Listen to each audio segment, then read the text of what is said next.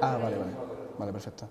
Bueno, bienvenido en primer lugar y muchas gracias por haber accedido a participar en ya la cuarta edición de Nuevo Ensayo, dedicada al libro de Luis Pérez Ochando, George A. Romero, Cuando no quede el sitio en el infierno. De Nuevo Ensayo, como sabes, es un proyecto ideado por el Centro de Documentación y Estudios Avanzados en Arte Contemporáneo y la Sección de Filosofía de la Región de Murcia. Proyecto que esperemos dure mucho tiempo, muchos años, y si nos aguantan las fuerzas. Bueno, y somos luego, jóvenes. Si contamos con gente dispuesta a participar como tú. De nuevo, muchas gracias y bienvenido. A vosotros. Bueno, si quieres empezamos ya Cuando quieras. la entrevista. Bueno, a lo largo de tu trabajo has mostrado mucho interés por ese tipo de directores, de cineastas que se muestran al margen un poco de la estructura del cine convencional. Has profundizado mucho en el trabajo de Werner Herzog, de Tarkovsky, de Pasolini, y queríamos preguntarte qué lugar ocupa Romero en ese tipo de cine y qué potencias poéticas y políticas crees que articula su discurso cinematográfico. Sí, a ver, yo creo que son lugares distintos, ¿no?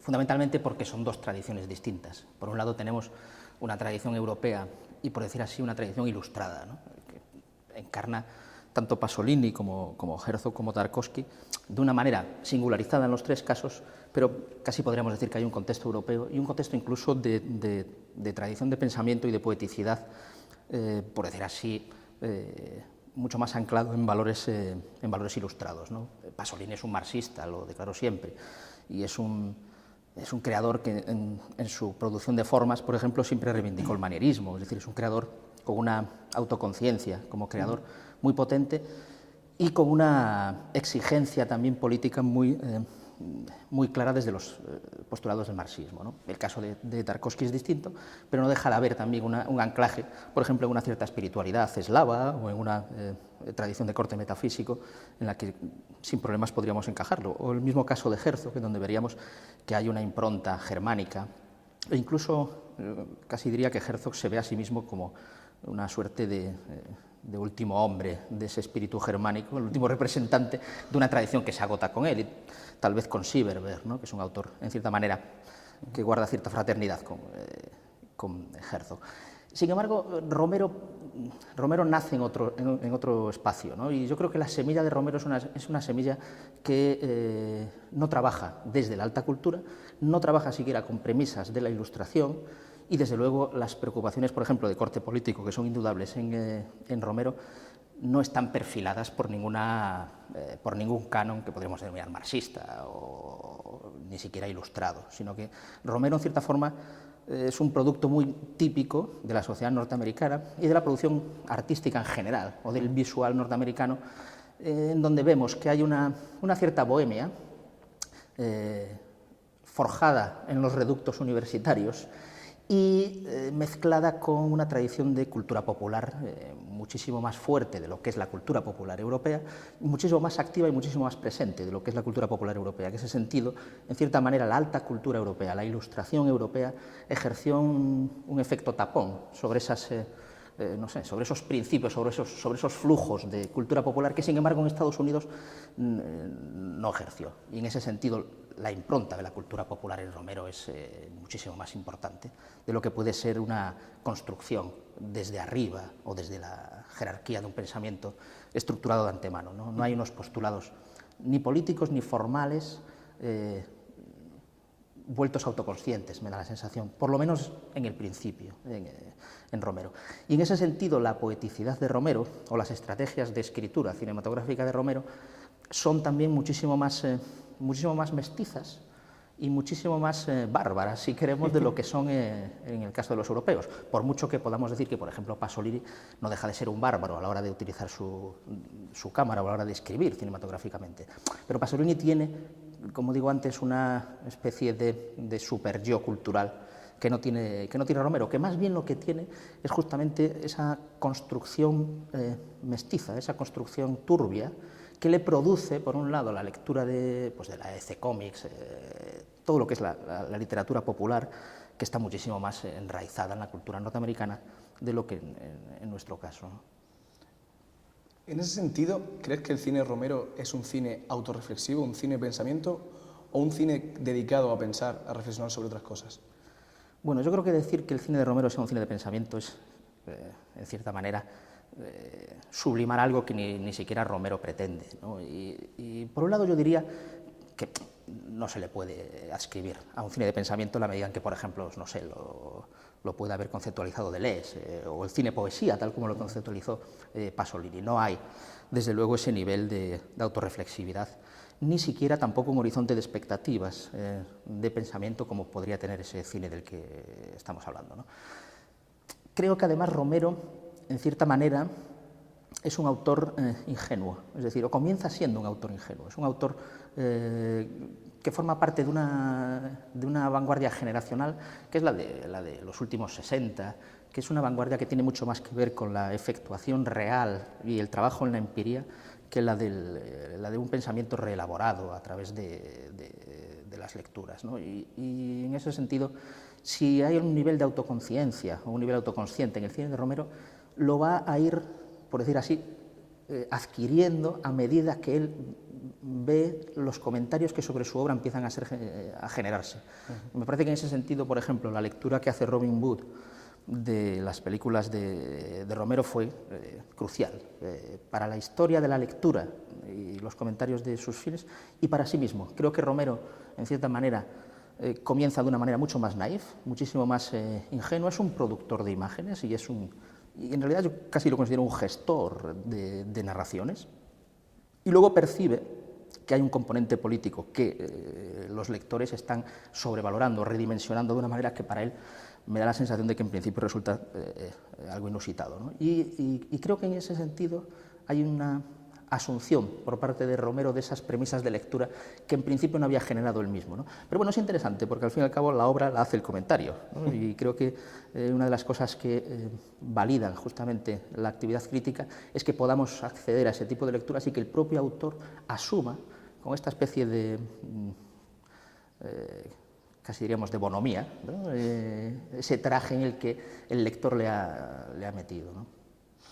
Bueno, justamente en esta línea, el análisis que Luis hace del cine de Romero es un análisis en el que defiende que el cine de Romero articula una dimensión crítica y política del género de terror y del género de zombies, más concretamente. Asumiendo esa premisa, que puede ser cuestionable, y tú ya lo has dicho, ¿no? Que no está del todo claro, que sí, en es el muy comienzo... ambigua, ¿no? ¿Crees que a día de hoy el cine de terror actual, dentro de lo que sería el circuito de cine de estudio, sigue con ese espíritu romeriano? ¿O crees que el cine de terror actual se ha banalizado y ya se ha convertido en un género mucho más comercial, mucho más vendible, pero con un calado mucho menor? Bueno, la pregunta, digamos que toca muchos temas que no son distintos, pero que sí que merece la pena que se maticen, ¿no? Por un lado, yo creo que Romero quiere entrar en el circuito comercial desde el principio, es decir, y su intención es hacer una película que entre, no digamos en el mainstream, pero sí que funcione comercialmente, ¿no? Y de hecho la película funciona comercialmente, la película tiene un éxito económico absolutamente brutal. Y en ese sentido creo que Romero nunca dudó de su estatuto como un autor comercial, ¿no? Luego está el componente político. En fin, por resumir rápidamente, digamos que Romero entra a funcionar con esa lectura política y de una manera muchísimo más voluntaria, e incluso algunas veces excesivamente obvia, podríamos decir, juega con esas alegorías políticas, ¿no? Lo que sucede, o lo que a mí me sucede cuando veo las películas de Romero, es que el postulado político que esas películas puedan tener, que es indudable que lo tienen, es fundamentalmente de corte negativo, es decir, es una enmienda a la totalidad, podríamos decir, ¿no? Y no hay, por decir así, una creación de una alternativa o de una... en fin, es una palabra que no sería la más adecuada, pero no hay una heurística en donde Romero pueda estar tanteando qué posibilidades de revalorizaciones, de alternancia o de dialéctica pueda haber con ese statu quo que niega como absoluto, ¿no? En ese sentido creo que hay un componente político, pero en buena medida preconcebido de antemano, ¿no? Y que si nos pusiésemos exigentemente políticos, le deberíamos pedir que se cuestione mucho más cuáles son las creaciones de esos significados, las posibilidades de crecimiento de esos flujos de territorios políticos o de intervenciones activas que el cine puede tener, ¿no? En ese sentido, creo que Romero ha sido franco toda su vida, es decir, es un autor que funciona en ámbitos comerciales, que tiene esa intencionalidad política, pero que no es tampoco un director político, como podríamos decir, de directores políticos muchísimo más conscientes, como los Strauss, por poner un caso. Y luego está el último aspecto, ¿no? Si el cine de terror contemporáneo es más convencional o si ha abandonado este dispositivo político. Bueno, yo creo que también deberíamos observar a Romero generacionalmente, ¿no? Romero forma parte, pues, de esa quinta que son Carpenter, Wes Craven, en fin, ese terror de los 70, ¿no?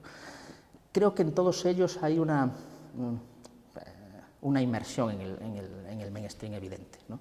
El caso de Romero es distinto justamente en la medida en que Romero es un autor de una sola idea, ¿no? Es un autor obsesivo, casi podríamos decir que es un neurótico obsesivo, ¿no? Y lo que es su ventaja ha sido también su perdición desde el punto de vista del mainstream, en el sentido de que ha sido canalizado o identificado con una figura muy específica y en la que él ha sacado una rentabilidad tanto ideológica como económica, ¿no? Y creo que ya no puede salirse de esa jaula más o menos consciente en la que está instalado. Pero sí que es cierto que el cine más convencional de terror ha abandonado por completo esas alegorías políticas, también porque bien poco más se podría decir, en cierta manera, ¿no? Sin embargo, creo que sí que hay un secuestro de todos esos postulados políticos por parte de directores que no están en Hollywood o que son, por decir así, más cercanos a lo que entendemos por un director-autor o por un cine de autor, ¿no?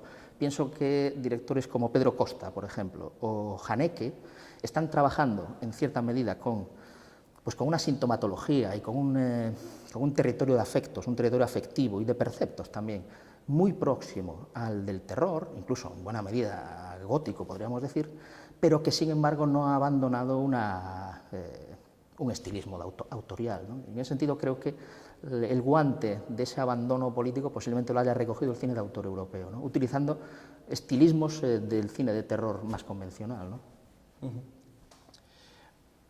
La siguiente pregunta va ligada un poco a la imagen que se tiene, la lectura que se hace del cine de zombies. Normalmente el zombie, la lectura canónica desde el punto de vista político es que el zombie representa al sujeto alienado por el consumismo, por el capitalismo. Sin embargo, si repasamos la historia de la horda zombie, nos damos cuenta que si viajamos a los 50, los 60, la horda zombie representa más el miedo a la invasión comunista. En los 70 ya sí se ve esa imagen, esa lectura del capitalismo, y sin embargo en la lectura de la horda zombie contemporánea, el cine contemporáneo, representa, digamos, el miedo a la pandemia, el miedo al apocalipsis nuclear, atómico. Pero parece que la horda zombie no es un objeto con un solo significado, parece más bien que refleje los miedos de cada generación de espectadores y de productores cinematográficos. Entonces, queremos preguntarte cuál es tu opinión, si realmente es un objeto o es un espejo del miedo de cada generación. Sí, yo creo que lo que comentas es muy acertado, es decir, la metáfora zombie es polimorfa, ¿no? y es más un flujo que un estado, ¿no? En ese sentido, cada generación efectivamente refleja sus propios temores y su propio inconsciente reprimido a través del zombie, ¿no? Yo creo que la figura del zombie es justamente una entidad voluble, mutante, moldeable incluso, como la arcilla, ¿no? Por el carácter material que tiene el zombie. El zombie es un cuerpo excesivo, si queremos, ¿no? Es un cuerpo que además necesita ocupar los cuerpos de otro, canibaliza al otro, ¿no? En ese sentido creo que el zombie lo que manifiesta esencialmente es el grado cero de un cuerpo que puede ser utilizado y después cargado, llenado, desviado, investido de todo tipo de deseos y de temores, ¿no? En cierta manera, el zombie podría ser un poco la metáfora del pueblo más raso, ¿no? o del cuerpo humano sin ningún tipo de atributos, ¿no? Esa especie de entidad amorfa, de sujeto post humano, ¿no? Que, como digo, es infinitamente moldeable porque es un cualquiera, ¿no? En ese sentido, casi podríamos hacer una lectura marxista del zombie como el último representante del pueblo llano o del pueblo como una horda de entidades cualquiera, ¿no? De entidades vacías. En ese sentido, el zombie sería el ciudadano universal vaciado de cualquier atributo, ¿no? El demos, el pueblo como entidad vacía, ¿no? Que ha de ser ocupada, que ha de ser llenada, como digo, por diferentes investimientos, ¿no? Y el zombie, al manifestar esa, casi diríamos que es la propiedad más íntima del ser humano, ¿no? Y al tiempo que manifiesta que esa propiedad más íntima, es decir, el grado cero de la esencia humana, es ese vaciamiento, muestra su propia impropiedad, ¿no? Es decir, la impropiedad de lo más propio, si queremos hacer un juego de palabras, aunque, en fin, no creo que lo sea tanto, pero el zombie manifiesta obscenamente la propia impropiedad de nuestra esencia, ¿no? Y entonces, cuando manifiesta su emerger, que siempre es disruptivo, siempre es al modo de una horda, efectivamente, de un flujo no previsible, de un flujo de indeterminaciones terroríficas, ¿no? Lo que manifiesta es la impropiedad de cualquier estatuto que nosotros nos hayamos dado, tanto desde el punto de vista de la identidad, como desde el punto de vista de la gobernabilidad, como desde el punto de vista de la familia, como desde el punto de vista de los nombres. Es decir, la aparición del zombie canibaliza cualquier otra norma, ¿no? Es una anomalía anormal. Y lo que provoca es justamente una sensación de pánico, porque desestabiliza por completo todo el sistema de nominaciones y todo el sistema de postulados canónicos con los cuales funciona cualquier comunidad o cualquier sociedad, ¿no? Quizá unos aspectos más inquietantes a la hora de leer el zombie es que si, por ejemplo, comparamos con otros monstruos, me ocurre el vampiro, en el que tú también has trabajado mucho, el vampiro es un monstruo romántico al que se le mata atravesando el corazón. Sin embargo, el zombie es un monstruo también antropófago al que se le mata disparándole a la cabeza, atacando el órgano de la razón, que es un órgano que ya de antemano se le reconoce perdido. Entonces, esta lectura, que parece contradictoria, realmente es muy problemática. ¿Crees que eso podría ser un síntoma de un ataque directo, de una crítica a la racionalidad positivista? ¿O sin embargo, que refleja otro...? Yo creo que no, yo creo que me parece excesivo, me parece una sobredeterminación, una interpretosis, ¿no? Leerlo de esa manera.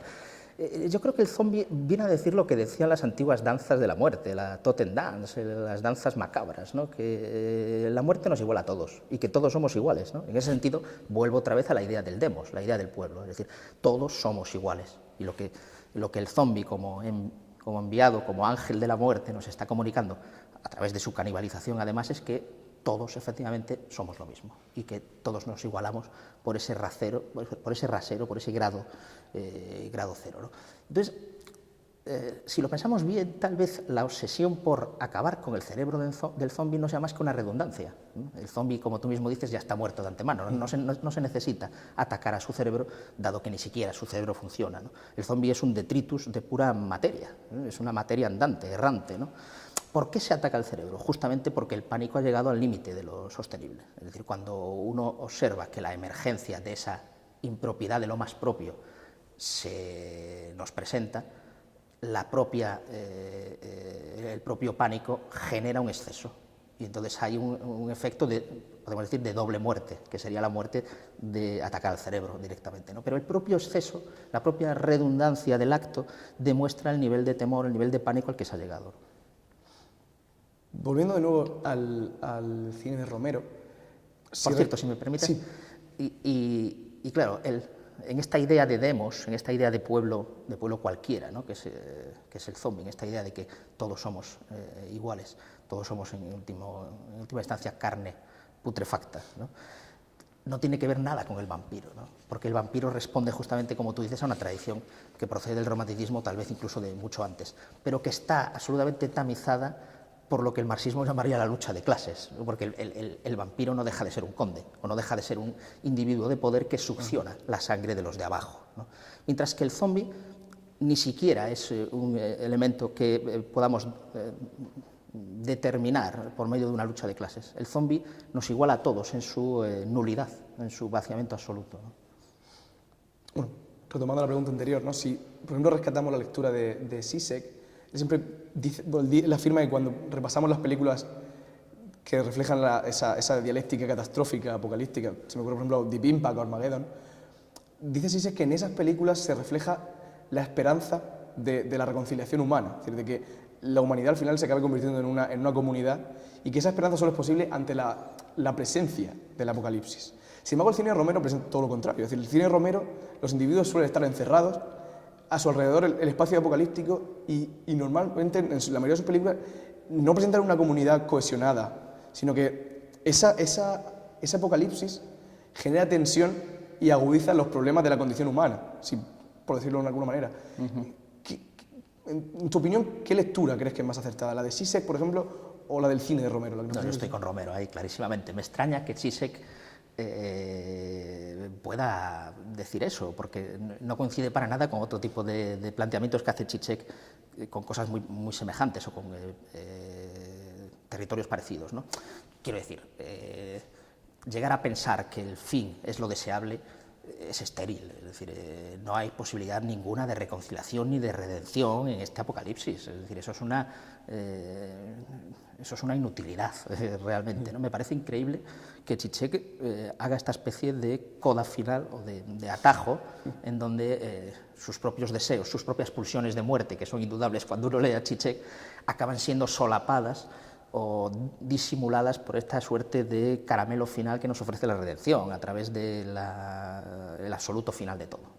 El absoluto final de todo no es más que el absoluto final de todo, y por lo tanto el fin puede ser la elucubración de nuestras pulsiones de muerte, pero no puede ser jamás rentabilizado políticamente en absoluto, ¿no? En ese sentido, sí que los criterios de Romero son mucho más exactos, me parece, y mucho más consecuentes. Es decir, si algo ejercita o hace proliferar el olor a las postrimerías, es justamente desencadenar las propias tensiones que van más allá de la mera dialéctica o de la mera redención. Es decir, lo que desencadena justamente es una lucha a muerte, una struggle for life, una verdadera guerra civil de todos contra todos, ¿no?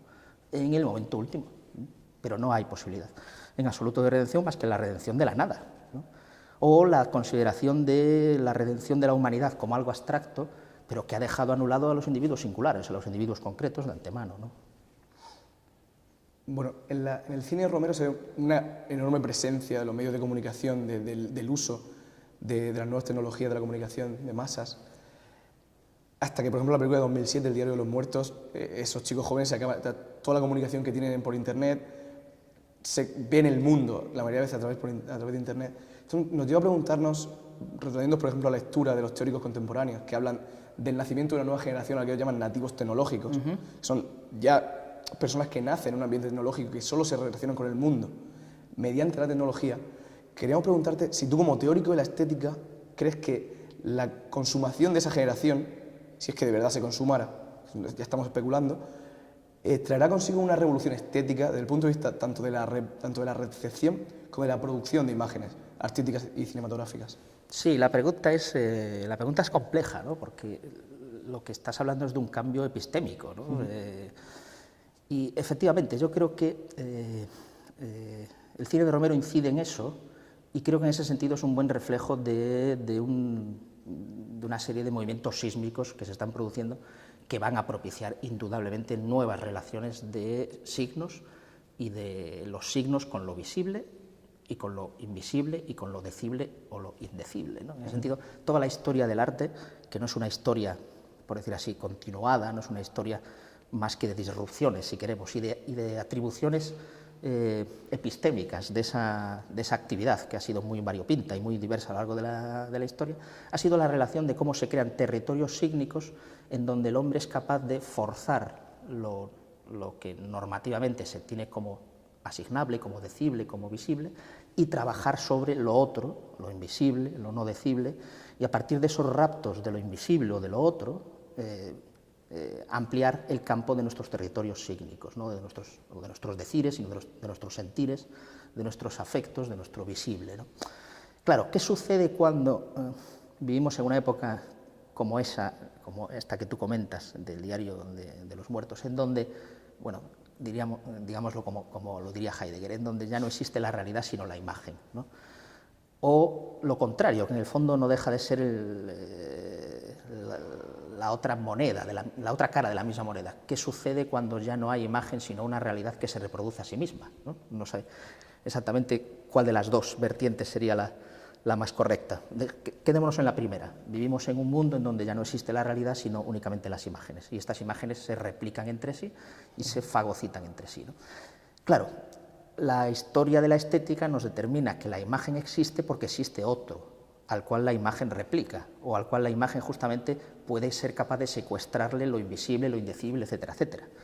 Pero si todo es imagen, ya no hay otro. Entonces, en ese sentido, el espesor de la imagen desaparece. La imagen deja de poder abrir, por decir así, puertas a eso indecible, a eso no visible, a esos afectos que no transitan por los signos predeterminados visualmente o intelectualmente. Y entonces vivimos en una reiteración sin espesor de la propia imagen. Lo que le queda a esta generación es justamente tratar de romper esa especie de cordón umbilical, ese funcionamiento perversamente materno en el que estamos inmersos, es decir, en un funcionamiento en donde las propias imágenes ya nos fagocitan a nosotros en tanto que meras imágenes de ellas mismas, ¿no?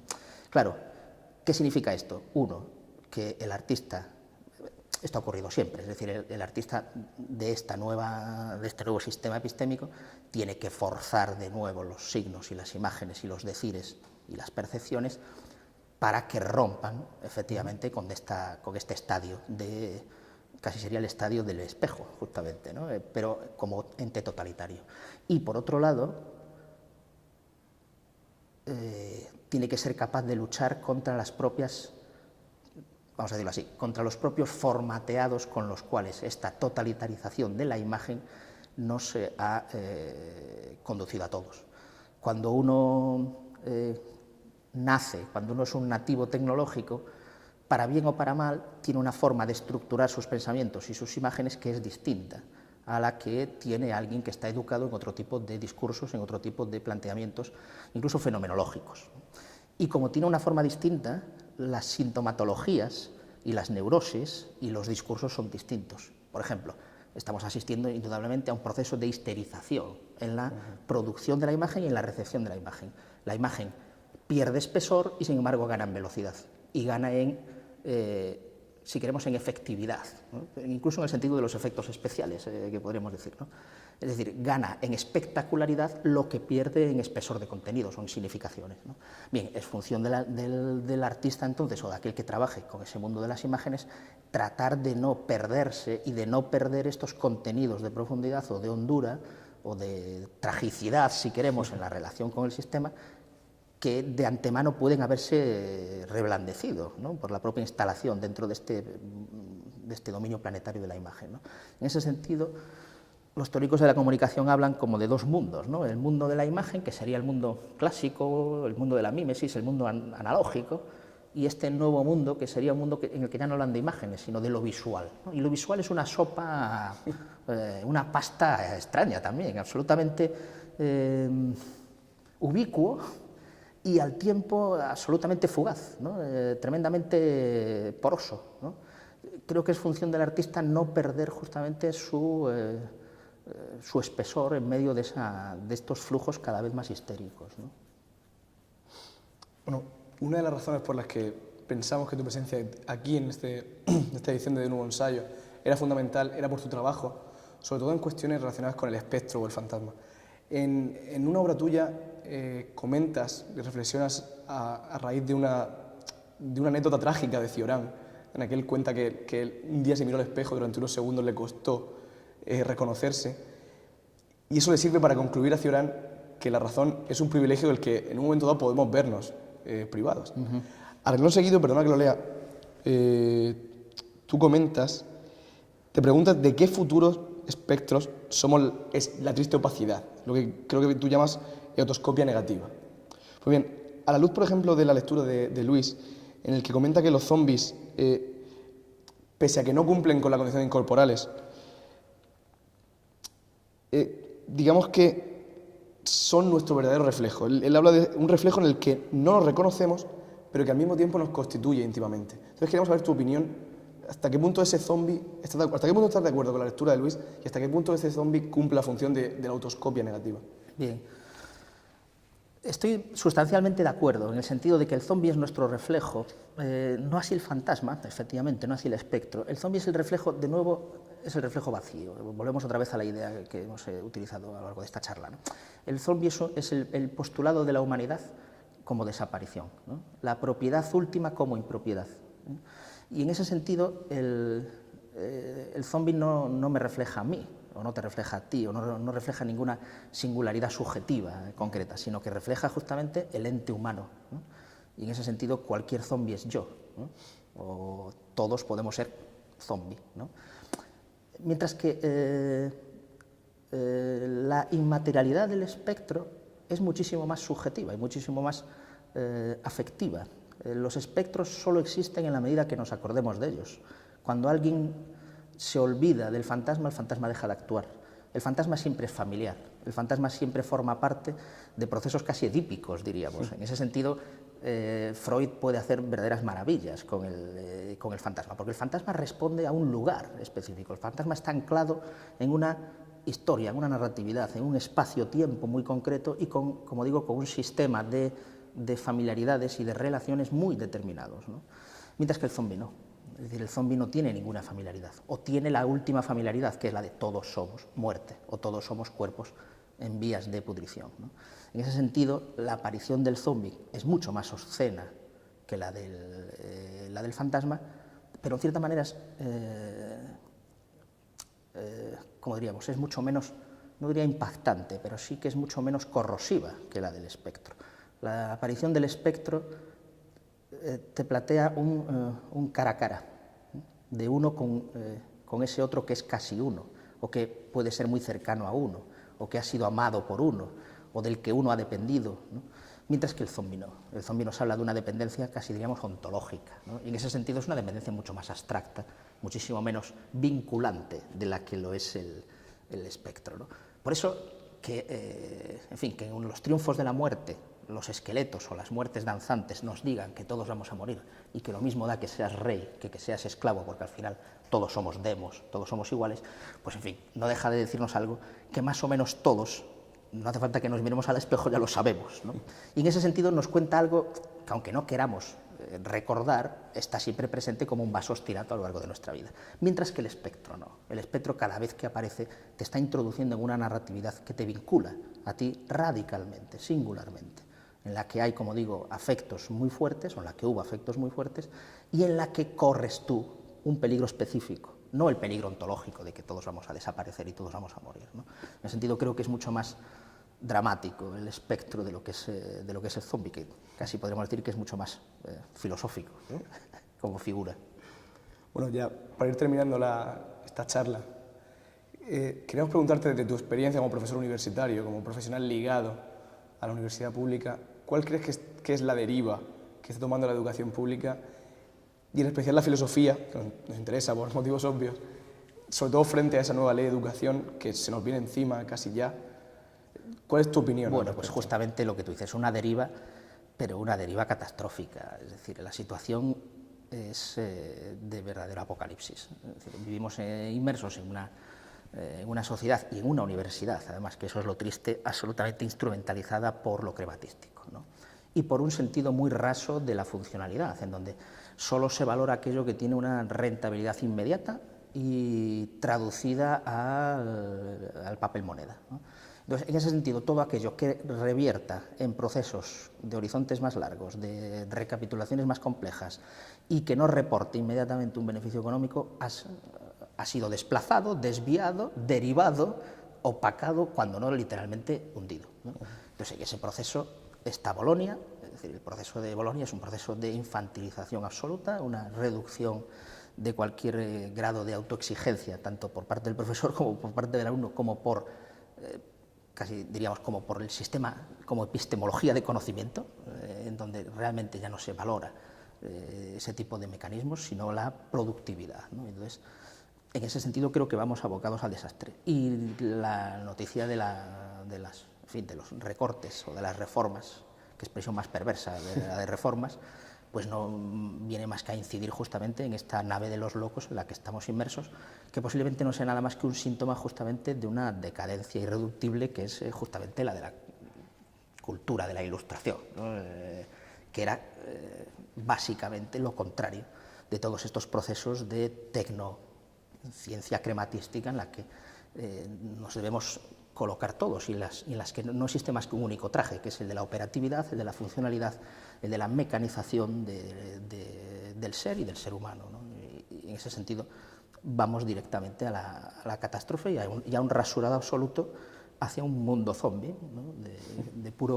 de puro consumo en el sentido más amplio de la propia palabra, ¿no? Tanto en el consumo desde el punto de vista de lo crematístico como el de la consumición de cualquier cuerpo y de cualquier postulado de pensamiento. Bueno, ya para terminar, queremos pedir tu opinión sobre un proyecto como De Nuevo Ensayo, en el ámbito, ¿no?, este que nos estás relatando, ¿no?, de la cultura pública. Tu opinión sobre el proyecto. Me parece que justamente de lo que se trata ahora es de defender un común responsable, ¿no? Y cuando se han abandonado todos estos puertos de defensa de ese pueblo, de defensa de esa comunidad, de creación de comunidad y de creación de territorios de sentido, pues unas actividades o unas plataformas en donde, en fin, todavía haya esos lugares de resistencia, ¿no?, y de persistencia espectral, casi podríamos decir, porque eso también caracteriza al espectro, ¿no?, que es un ser persistente, ¿no? Bueno, pues creo que no nos queda más que resistir y persistir, ¿no?, en esta existencia colonizada en la que más o menos estamos, ¿no? Y, en fin, no tengo más que felicitaros. Me parece que además es una idea, creo que es inédita en España, no conozco ningún modelo semejante al que estáis desarrollando vosotros.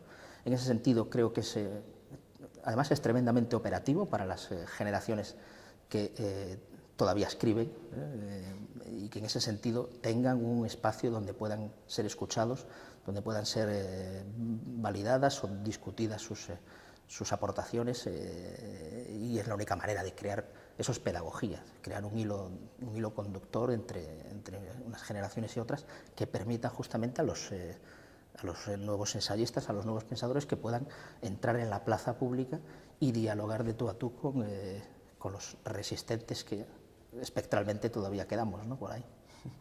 Vamos, muchas gracias por A vosotros. por habernos concedido esta entrevista y bueno, nos dejamos aquí. Un placer.